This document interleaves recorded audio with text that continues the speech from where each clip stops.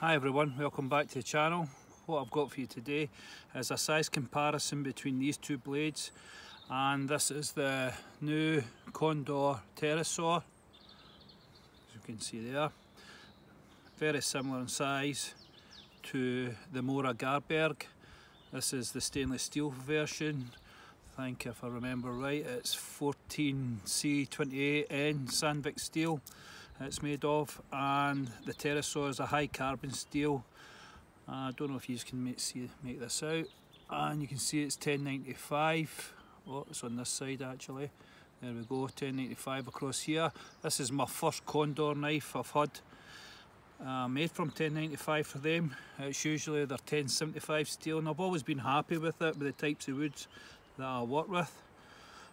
Easy to sharpen, get a lot of good use out of their knives, hard wearing, so I really do like them, and they're relatively cheap as well, which is always into the bargain, isn't it?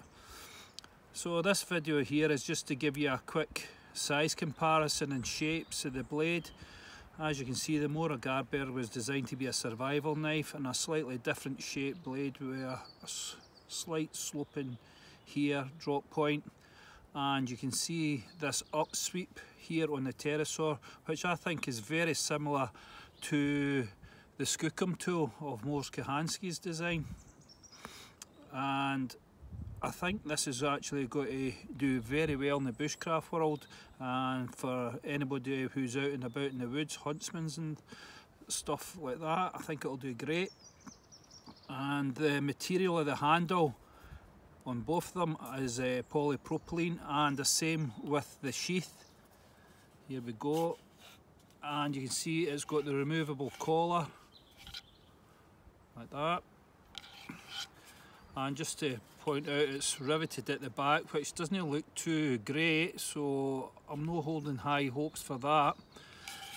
But my friends at Outdoor Basics, Alan and Stu, are going to do a more in-depth review of these two knives and put them in comparison. I think this here, due to the price, which is basically half the price of the Mora garberg, is going to do absolutely phenomenal in the bushcraft world. I think the design of the blade is going to do excellent for all your bushcraft tasks. And you can see here the spines are very similar. I'm not too sure if they're the exact same, but I can tell you that the Mora garberg is sharper, but the pterosaur does do your fire steels no problem. And they're very similar at the end here, as in they've both got exposed tangs and they're both through tangs. The pterosaur for me has a much more comfortable handle and fits better for me.